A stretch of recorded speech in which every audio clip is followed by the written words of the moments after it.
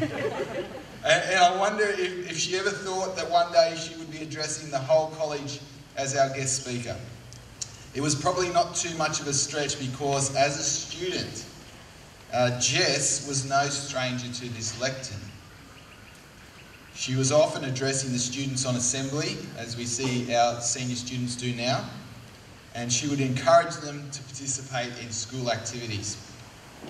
Jess's leadership journey started as Centauri house captain in 2002. Please don't hold that against her. And she was selected to be college prefect in 2003. She was a representative hockey player and she also coached one of our junior teams. Since leaving FCAC, Jess has been blessed with a fulfilled and varied life. She has spent some time in the Defence Force, university and TAFE. She's worked in different countries, but we are now glad that she has returned to her local community of Hervey Bay, where she has been driving inclusivity and change. Jess has played a lead part in the Home for Good Homelessness project, Live to Give Remote Communities project, NDIS Readiness Fraser Coast project,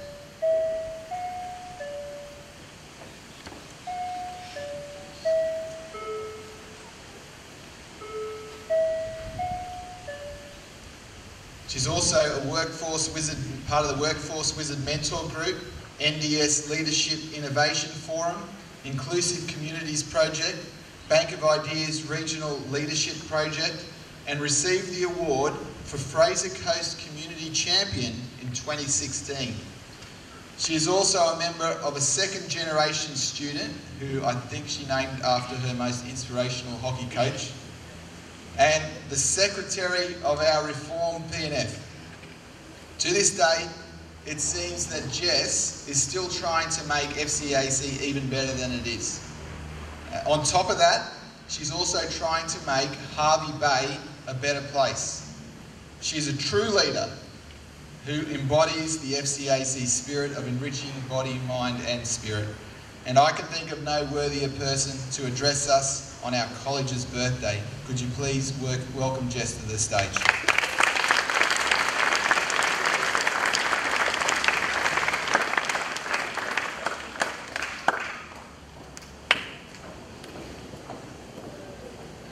First of all, of course it's raining.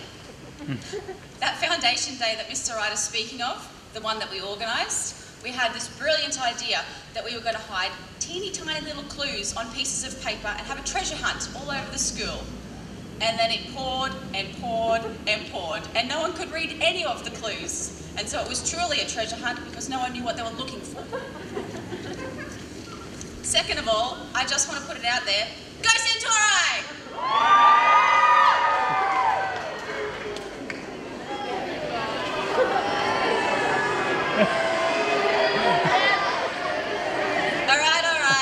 I've got some questions for you. Who remembers when the library was in the back of student services?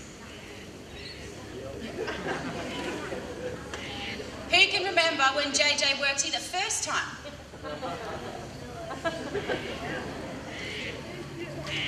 Does anyone remember when the lockers were grouped by house rather than year group? So all of Centauri together, all of Andromeda together.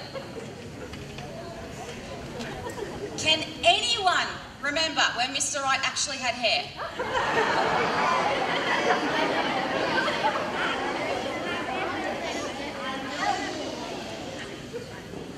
Who here has seen Mr. Lynch in a wetsuit and a scuba mask at 5 a.m? That was scary. Did you know our first Fraser Flames hockey team was 5 boys and me? And there's supposed to be 11 on the field. Did you know that where the library is now used to just be trees and a notice board? Did you know that for cross country, we used to just run up and down Mag's Hill twice? Because the kangaroos were too scary, we couldn't run the perimeter of the school. You're lucky you've got friendly kangaroos. You think the school is out in the bush nowadays? I can remember 2 classes where we were told to hop on the desk until the snake left. When I was in grade 12, one of my best mates found a possum in her car.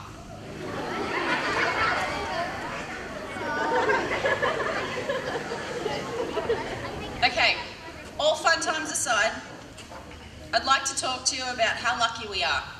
We, as in you and I, because we share the same education. Because you can be as lucky as I am, and I'm going to tell you how. Sometimes subjects and part of school can seem a bit pointless, boring, and annoying.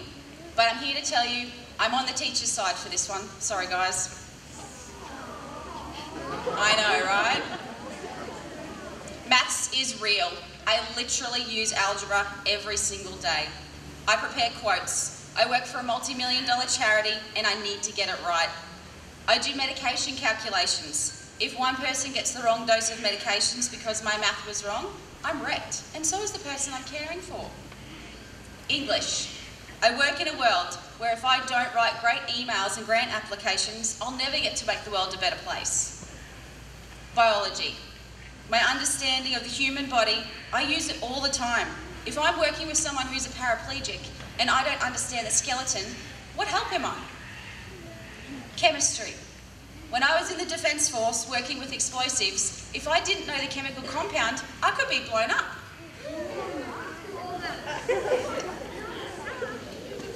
Toastmasters and debating.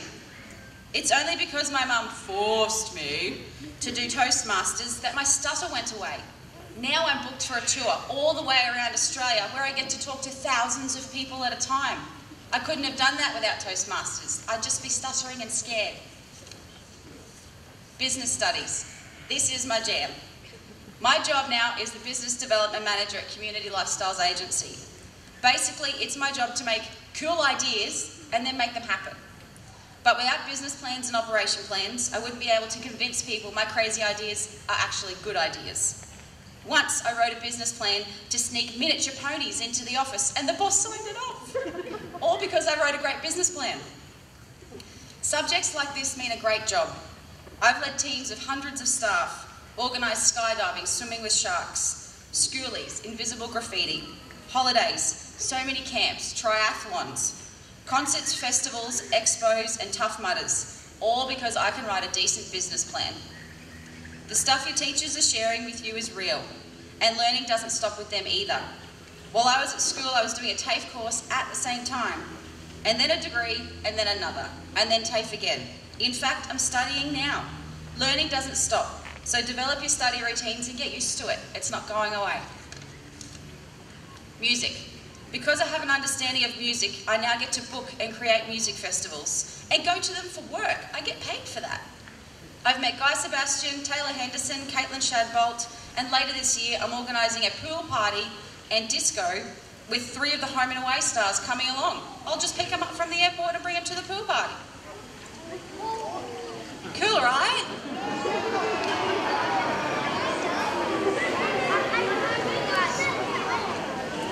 Drama. Without drama, I wouldn't be able to read and understand body language like I do. And sometimes I work with people who don't talk, so that's pretty important. Manual arts and manufacturing. Do you know how many wheelchairs I've repaired? Last year I got to design a trailer. Whatever I wanted, I designed it, and it's pretty cool. This year we're adapting a car to make it wheelchair accessible so we can go on the Dunga Derby. My work paid for me to go on a 4-wheel drive course because they know I can fix things and I'm pretty handy. Edge and opportunities. Don't say no. Try everything. Because of this school, I know how to lead a camp, lead a team, canoe, put up a tent, win a chess game, and read and understand some really big words. Try it all. Rave and chapel. Use rave to learn about your values. The world is about more than just you. Grow with your beliefs and have faith and give yourself. Serve with pride when you're given the opportunity. Geography. Without geography, I wouldn't have the interest and understanding of population and demographics, of flood maps and disease. How can I advise property developers on where to build housing estates unless I know this stuff? Graphics. I always thought I'd never use graphics, but I do. We design spaces and rooms and materials for people with disabilities all the time. Hospitality and food tech. Without Mrs. Baker, all those years ago, I wouldn't have been able to implement a program where we open a cafe that is run by people with disabilities. And I definitely wouldn't have been able to run the nightclub like I did. Thanks, Mrs. Baker. Legal studies. I write, read and sign contracts all the time. Because I know the human rights legislation and I learned it at school, I can make sure that vulnerable people have their rights upheld. Marine science. Because of marine studies, I get to hang out with the Australian manager of Rip Curl Australia and hold surf camps for people with a disability. I'm getting paid to hang out with pro surfers. Thanks, Mr. Lynch. Physical education. This one's a fun one. Do you know, because we were made to try so many sports at school, sometimes I get paid to kick a footy with someone? I need somebody to kick a footy. Can you kick a footy? Yeah. Technology and ICT. First of all, I just want to remind you that when I did computers, there was only 10 computers and we had to share them for the whole high school. But now I get paid to manage multiple Facebook and Instagram accounts. Who would like to be paid to go on social media? Because of outdoor ed and those grueling, crazy, amazing school camps, I had a thirst for adventure. When all of the other girls in my unit in the army were sooking because we were sleeping outside, I was thinking to myself, I survived school camp, this is going to be a breeze. Because we went so many places and I knew how to pack my pack and I knew how to survive, when we were working in an orphanage overseas, it was fine, I wasn't stressed. They said I was the most prepared person who ever came to the country. I could go on, but Mr. Wright gave me a time limit. So, the moral of my story is, love school and listen. It will be useful, I promise. Give everything your all and you can't go wrong. Live life large, but give back.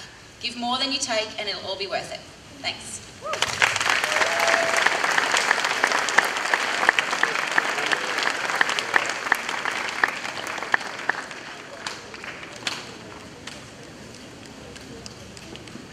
Thank you, Jess, for your amazing speech. You truly are an inspiration to us.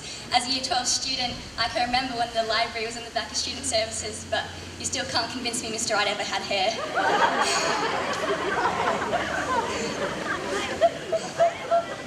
We will now be entertained by vocal duet Grace Griffiths and Tori Nyadaday performing Tell Me You Love Me by Demi Lovato.